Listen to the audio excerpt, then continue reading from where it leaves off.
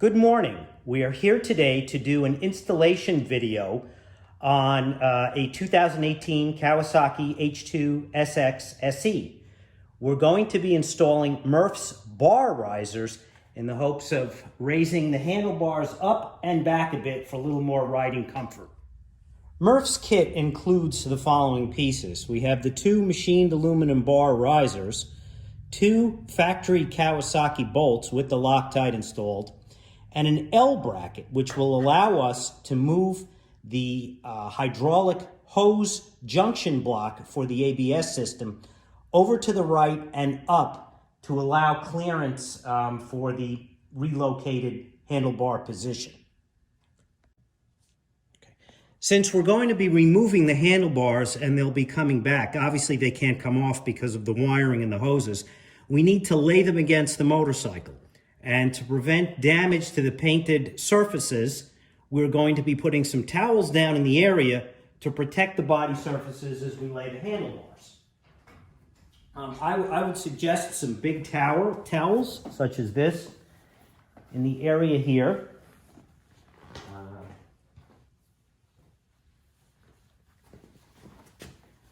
And this way, the way the bars are done. Now, will also be the ABS junction block is down in this area here, and we'll be removing that. Now, always in the interest of what can go wrong, which is something I believe in whenever I work on a car or a motorcycle, if we drop a wrench or something down there, we're going to scratch the front fender.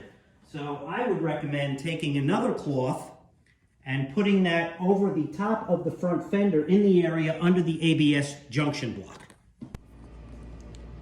All right, the tools we'll need for this project are an 8mm hex to remove the factory handlebar bolts, as well as the additional bolt that was provided. We're going to be needing an 8mm socket to remove the bolt for the ABS junction block. We're also going to be needing, for Murph's screws that he provides, a 4mm hex. You can either use an conventional Allen wrench or hex sockets, or a combination of both depending upon what works. Obviously these are 3/8 drive. We'll also be needing some Loctite blue. Now if you'll notice, Kawasaki uses a Loctite red. In fact, Murph's directions reference red, but I don't know if it's the equivalent of Permatex blue or red, because Kawasaki factory service manual mentions a removable type thread locker, and the domestic equivalent is Permatex blue. So I'm going to be using the Permatex blue here for anything that requires Loctite. I would also point out too, here's the disclaimer. Obviously, anything I say which may disagree with the Kawasaki factory service manual or Murph's instructions, they are the ones that built the motorcycle and built the kit. I am not a professional. I'm just an installer doing this video to help assist you. And when I say installer, I mean hobby amateur installer. So obviously, anything you rely on, you do so at your own risk. We're going to take off the bolt that holds the brake hose junction block at the front of the motorcycle to give us some slack before we start moving the handlebars. That's the 8mm hex bolt down in the lower area by the triple clamp. We're going to use our 8mm socket, loosen that. Now from the factory, Kawasaki uses Loctite on this as well. Kawasaki seems to use more Loctite on their bolts than just about any other manufacturer. I have Honda, Suzuki, Yamaha, Kawasaki, and by far, Kawasaki uses Loctite on more bolts than anybody else. Okay. We're going to loosen the handlebars now. Murph mentions that those bolts are on pretty tight from the factory. I took a little try with it. And even though I could probably do it with a smaller 3/8, if a wrench slips and you hit the gas tank, you'll be sorry. So always better to use a bigger lever when loosening these things, and it gives you a little margin of safety.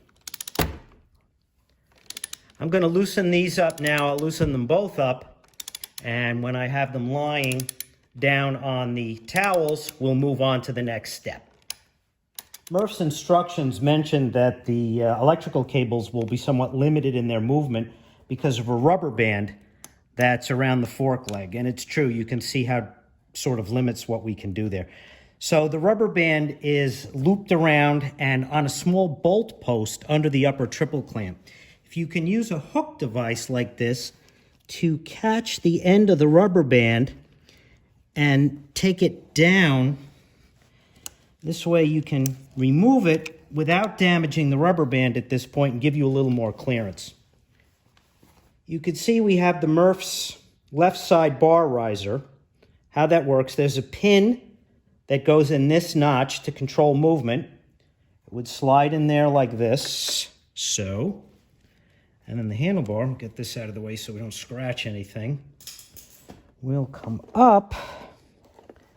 And let's see, I think we're limited by other ties down here.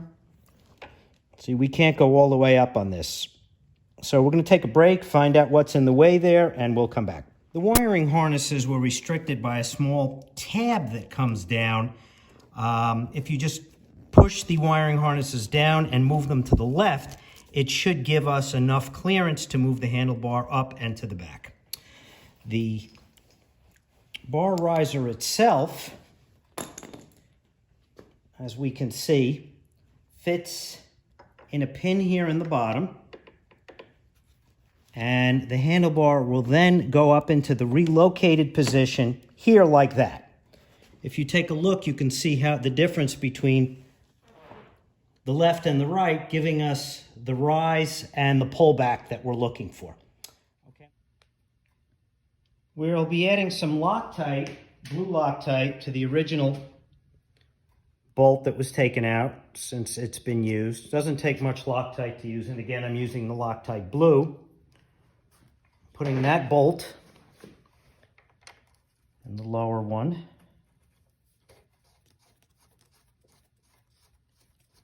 And then the new Kawasaki bolt that Murphs provided already has the Loctite from Kawasaki already on it, so we don't need to add anything additional to that.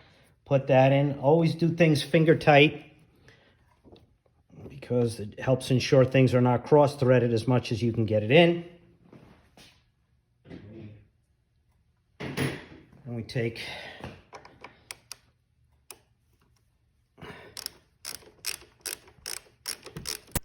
once we've snugged them down, we get the torque wrench out and tighten them to the 26 foot-pound spec.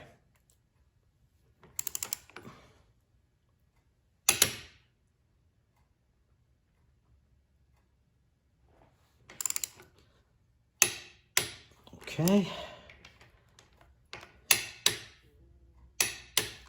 Do that one, and that's the left side done. We had loosened up the right side before with a 1/2-inch drive to make it a little easier. Now we'll remove it using the 3/8 and get ready to install the riser on the right side. Okay, we've got the bolt loosened. We'll remove it. And since we removed the junction block for the hoses, we have more play here than we did on the left side. We take our right side riser, and again, we've got the receiver notch here and the pin. Position it. We can try to do a trial fit here. We've got that pin on the bottom that has to meet in the little slot, and looks like a good fit. We'll repeat, put the Loctite on the other bolt, put these bolts in, and be good to go. We added Loctite to the original Kawasaki bolt, and again, we didn't have to add it to the new bolt that Murph provided, and it had come pre-coated with Loctite. We're going to torque these up again to the 26 foot-pound spec.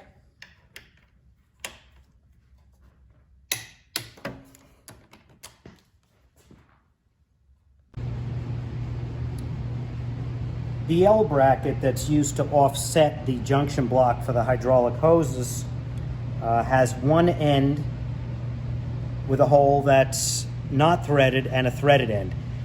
The non-threaded end is what's going to be affixed to the motorcycle with the middle bolt. You want enough thread engagement, but not so much that it can't tightly clamp it. So we're going to use this screw that's provided to tighten that down. As Kawasaki, the original bolt came, we're going to put a little Loctite on it. That's not on the directions, but a little Loctite, as long as you don't get crazy, it's not going to hurt. And we'll put that on again using the 4mm.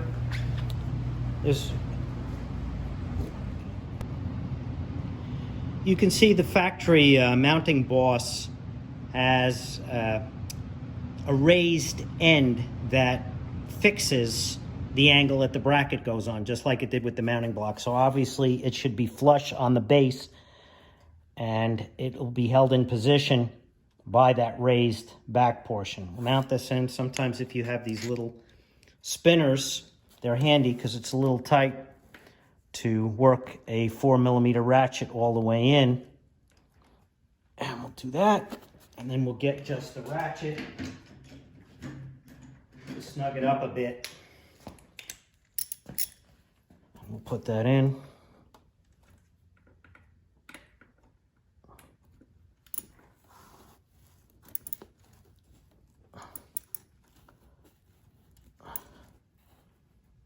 Okay.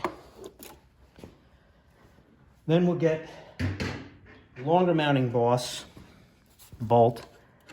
We'll see that we're spacing up the bracket, and this should give us enough clearance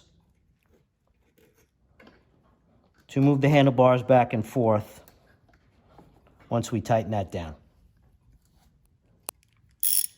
Okay, once we tighten that by hand before, we can get the ratchet in there and just tighten it up. Doesn't take a lot of torque on this. These are small bolts, so be careful. Now that we have that done, I'll put the light in, and you can see how the finished relocation bracket and hoses look. Okay. We have to go back to the left side and use that rubber band. It was, to show you how it goes through, it was slipped through like that, and then this end appeared on the post. So that's how you will position it to re-secure the wiring harnesses on this side. We've got the rubber band secured over the post. The wiring harnesses are once again secure. And now we make sure we don't have any restrictions when we move the handlebars back and forth. Normal riding, no problem. We go full lock. We're good here. Slight contact on the right, but rarely would you be in a situation where that would pose any problem. Wiring harnesses and hoses are all moving freely. So overall, a great installation, and I'm looking forward to getting out and riding the bike with the new handlebar position.